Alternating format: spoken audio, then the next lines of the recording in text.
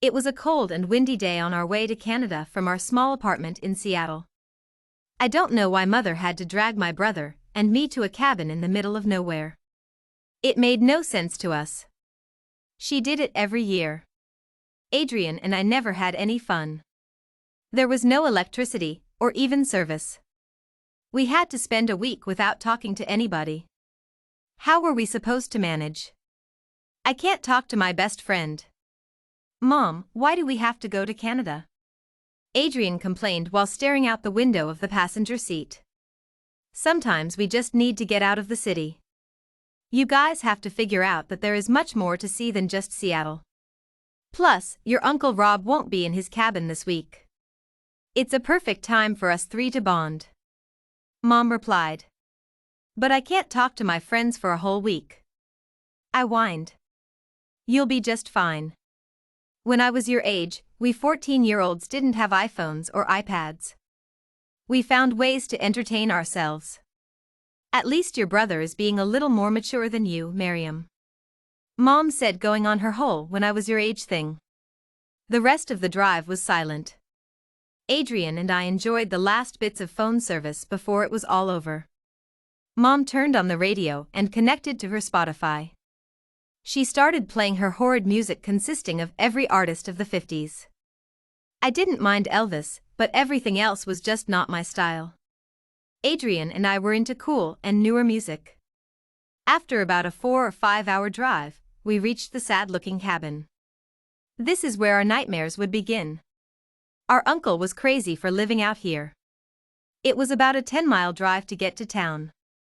It was barely even a town. We're here. Isn't this so exciting? Mom said, scrambling out of the car and up to the entrance of the cabin. Adrian grabbed our bags and sluggishly brought them in. We decided not to even try to look enthused. There wasn't any point. Is there at least heat in here now? I asked Mom.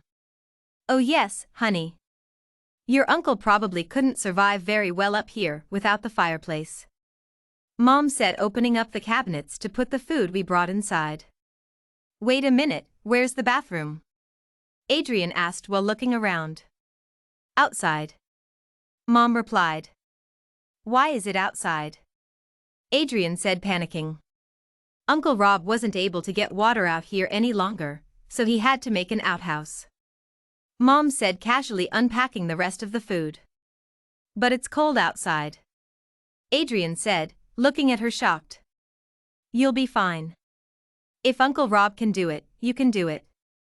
Mom said, leaving the tiny kitchen and going into what was supposed to be the living room.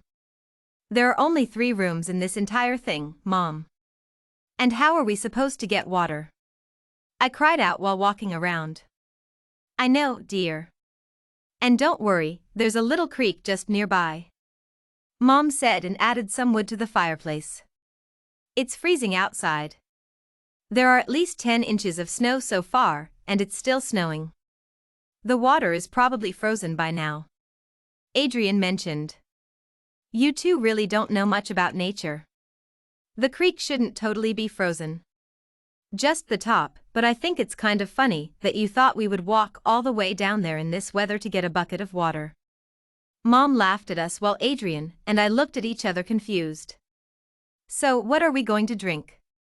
Adrian asked her. The water that Rob has stored in the house. If we run out of water, we can go into town and get more. I don't think we will need to, though. She assured us. The next few days were the absolute worst. It wasn't until about the 4th day when I started realizing things. I decided to be open-minded about our situation. Mom. Can we do something today? I asked her. What do you suggest we do? She sipped her coffee, careful not to burn her tongue. I was thinking maybe we could go exploring outside, I said. Her brows raised. She looked really surprised. I was surprised myself too. Adrian walked in when Mom answered, I never thought I would hear you say that. Say what? Adrian asked, confused, and reached for a Pop-Tart from the top cabinet. Miriam would like to go explore the Canadian wilderness. Mom said very pleasedly. Adrian glared at me. He still had his own ideas and didn't want to try new things. I just thought I would give Mom's plans a chance. Miriam, can I talk to you? Adrian said quickly under his breath and took me into the other room. What, Adrian? I asked while being annoyed at him. Why did you say that? Like, I understand you want to try and cooperate with her plans, but why that? I don't want to go into the wilderness. It's cold and there are wild animals that are dangerous. Adrian sputtered. It'll be fine. And what animals are going to hurt you? I asked him. Bears. Or even wolves. Haven't you heard of those stories? Adrian asked and looked around the corner at Mom.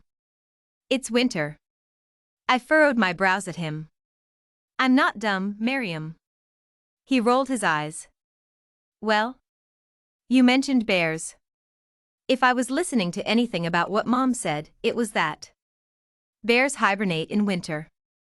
We'll be fine. I said and turned to leave. The next day, I got on my coat and all of my clothes to keep me warm in the snow. Adrian had on his winter clothing too. We were ready for exploring. Do we have to? Adrian whined. Adrian, you're becoming as bad as your sister. Mom chuckled and opened the door for us. We started off walking behind the cabin. Mom said that was a good place to start. I remember there used to be a little path through these trees. She said, looking around. Can I go inside? Adrian said, shivering. There it is. Let's go. Mom said, completely ignoring what Adrian had to ask. We followed along the trail into the snowy forest. The snow-covered trees were beautiful. This was definitely a life-changing experience. While I was admiring everything, Adrian was in a horrible mood. I wonder what would make him happy. Suddenly, we heard noises in the snow. We froze and looked around. Something was watching us. We decided to keep walking. The noises appeared again. Some animal was walking in the snow. It sounded like more than one though. What is that sound? I asked. I don't know, but can we go back now? Adrian whined once again. Be quiet. Mom hissed at us while she looked around. She started to back up near us. She took us into her arms while she just stood there. Mom, Adrian whispered. I said be quiet. There's something out there. She hissed once more. Adrian and I looked at each other when suddenly, a pack of wolves emerged from the forest area. I was terrified. Mom, Adrian said in a shaky voice. Don't move. Stay still. Show that we mean no harm. Mom whispered to us. The wolves started growling. The middle wolf started to inch closer to us. Run. I screamed and darted out from under Mom's arm. Miriam. Mom ran after with Adrian racing behind. I could hear the growls of the wolves running after us. I wasn't sure if we could outrun them, but I was going to try. I ran as fast as I could to the cabin. We hadn't gone very far, so it wasn't a very long way away. I looked behind me and caught the glimpse of Mom and Adrian catching up to me. Just down the hill was the cabin. Are they still after us? I screamed. Yes. Don't stop running. Mom yelled back at me. I finally reached the cabin door. I rushed inside and kept the door open for Adrian and Mom. The wolves scratched on the door from outside as we all three collapsed on the couch. Adrian started laughing hysterically. That was so much fun. Adrian giggled and gasped for air. Mom and I smiled as we joined in laughing. I guess maybe it wasn't so bad. It sure was scary, but we survived. Maybe Mom's plans weren't so boring after all.